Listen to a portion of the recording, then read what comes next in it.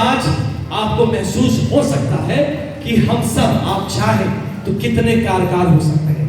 वो प्रोजेक्ट जिसके बारे में मैं आपसे बात कर रहा था। अच्छा, आप लोग के लिए रुकना पड़ेगा, सॉरी, रुक जाते हैं भाई लोग के लिए, नहीं तो ये पीछे पीछे फिर मुश्किल है। तो जिस प्रोजेक्ट की मैं बात कर रहा था कि कौन सा वो प्रोजेक्ट है जिस पे हम काम करना चाहते हैं। राजनीति अपनी तरफ चलेगा, ये गैर राजनीति बात कर रहे हैं, इसमें कोई राजनीति नहीं है जो आपको बताने वाले हैं, बल्कि इसमें बहुत राजनीति करने वालों का बुरा हाल होने वाला है, उनकी नींद हराम होने वाली है। अब ये क्या होगा? जैसे बाबूजी ने कहा, लोगों का काम होना चाहिए।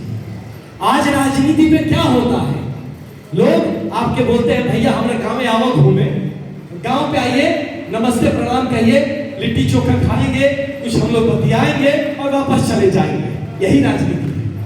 और दूसरा, आपके विधायक सांसद क्या करते हैं? पैरवी करते हैं।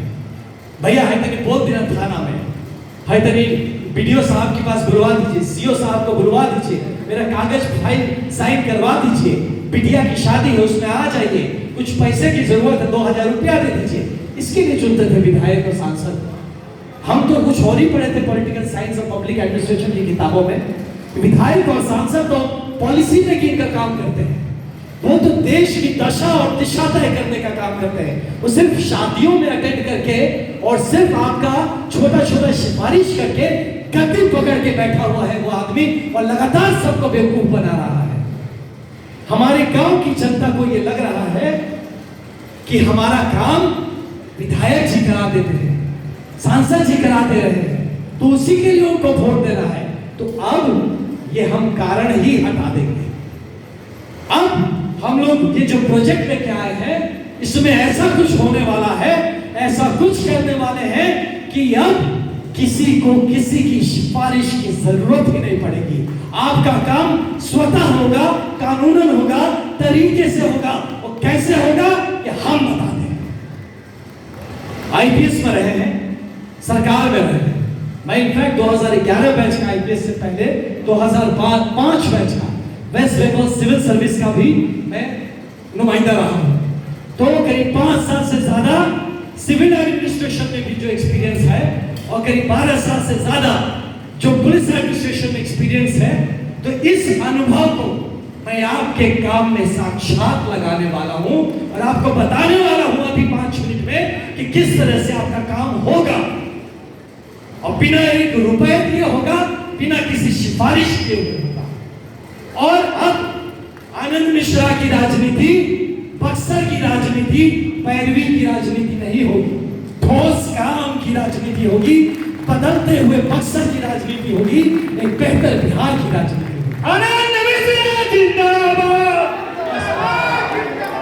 आनंद मिश्रा जिंदाबाद। बस नहीं, अभी जिंदाबाद अभी ना कह जाए, कुछ 10-12 साल 15 साल बाद लगे तो एक बार जिंदाबाद कर देंगे, काम अच्छा होगा। तब अभी 10-12 साल मेहनत किया जाए। तो ये मेहनत में क्या है, ये काम क्या है समझिए, ये कोर्स समझिए। अब ये क्लासरूम है, अब ये सभा नहीं होगा, अब ये क्लासरूम स्टार्ट हो गया है। मैं आपका टीचर हूं अभी थोड़ी देर के लिए, और आप क्लासरूम में बैठे हैं। इस प्रोजेक्ट को समझिए, इस काम को समझिए जो करने जा रहे हैं।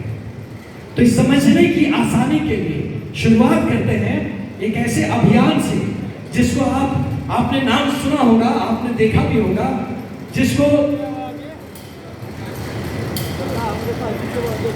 यहाँ पे बिहार में हम लोग कहते हैं वसुधा केंद्र, जन सेवा केंद्र। आप में से किसने किसने सुना है जन सेवा केंद्र का नाम? जरा हाथ उठा के बताइए। जन सेवा केंद्र, बहुत बढ़िया, धन्यवाद। वसुधा केंद्र का भी नाम एक ही है, सुने हैं? हाथ एक बार उठा दीजिए। अभी भी बहुत लोग नहीं उठाए, शायद सब लोग नहीं सुना है। Okay, thank you. आपको पता होगा कि जो वसुधा केंद्र और जन सेवा केंद्र का 2006 में डिजिटल इंडिया का जो प्रोग्राम स्टार्ट हुआ था, तब से इसका हम लोगों के यहाँ भारतवर्ष में इसको लागू किया गया।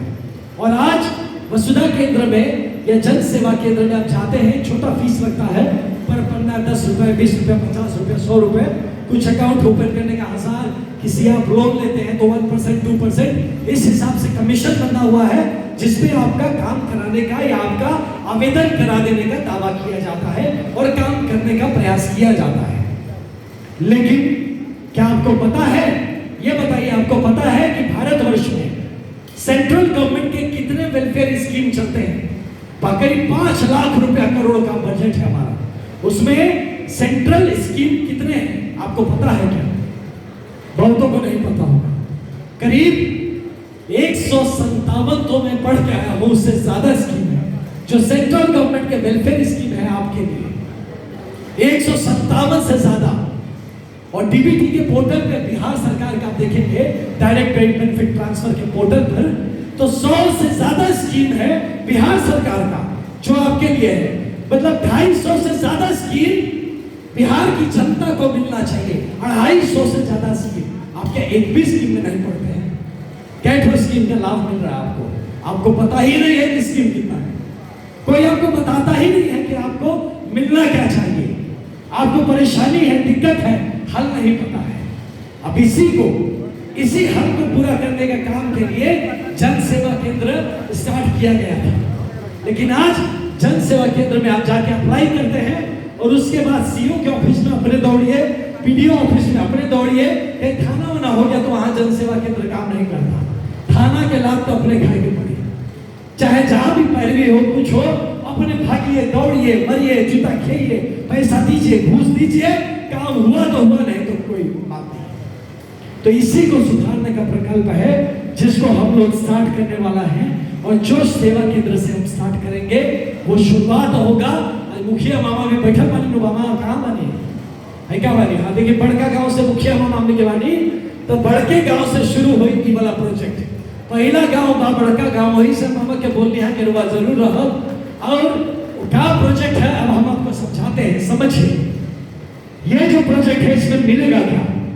तो इसमें मिलेगा ये कि आपको 1 रुपया का भी कमीशन नहीं लेगा कोई, 10 रुपया भी कोई आपसे उस आपके सेवा केंद्र में 10 रुपया भी कोई आपसे नहीं मांगेगा, 1 रुपया भी नहीं मांगेगा। और आपका जो काम है, जो 257 से ज्यादा स्कीम है, उसमें आपको लाभ कैसे मिल सकता है, उसका पूरा रिसर्च वर्क करके वो सेवा केंद्र में बैठा हुआ साथी आपके प्रॉब्लम को सॉल्व करने का तरीका बताएगा। और सिर्फ तरीका नहीं बताएगा, उस तरीके से उस सेवा का लाभ आपको कैसे मिलता है उसमें आपका अप्लाई भी कराएगा।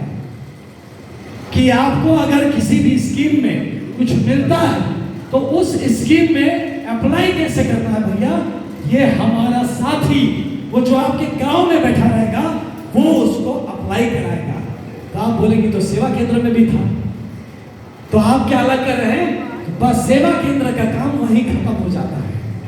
लेकिन आपका जो ये केंद्र शुरू हो रहा है, आपका जो सेवा केंद्र ये शुरू हो रहा है, उसमें ये काम यहाँ खत्म नहीं होता, यहाँ से शुरू होता है। तो उसकी एक टीम जो रहेगी उस केंद्र की, जो आपको आपके बेनिफिट्स, आपको जो आपको औचित्य जो मिलना चाहिए हक, उसके बारे में बताएगी और आपको लिए उसके लिए आवेदन करा देगी। दूसरी जो टीम होगी, आप आवेदन करिए, घर जाइए। अब आपको किसी अधिकारी के यहाँ नहीं दौड़ना, कोई जगह पे नहीं जाना। आपका सिंगल विंडो क्लियरेंस सिस्टम है, जो वो केंद्र आपके गांव का। आप आए, आनंद भैया बैठा है यहाँ पे। आनंद भैया, बहुत हम गरीब हैं, समझ नहीं आ रहा क्या करें। गरीब है, आपका भैया बीपीएल कार्ड बना है? नहीं बना, पहला आपका बीपीएल कार्ड बनाया जाए। बीपीएल कार्ड से बीपीएल परिवार को मिलने वाले क्या क्या सुविधा मिलता है? गढ़वे ने घर सुविधा का मिली, तो आपको मिलने वाले कितने सुविधा है उसको अंकित किया जाए। उस सारे सुविधा में आपको अप्लाई करवाएंगे और अप्लाई करके आपको घर बैठे होगा। और आपके लिए जो हमारा सेकेंड टीम होगा, वो आपकी चीज को लेके सीईओ के पास हो, चाहे वो दरोगा के पास हो, चाहे डीएम के पास हो, जहां भी जाना है, हमारी टीम जाएगी आपका काम करने, आपका फॉलो अप करने, आपका काम कराने। उसके लिए 1 रुपया भी नहीं लेगा। 1 रुपया सीईओ साहब मांग रहे हमें से पैसा, बाबू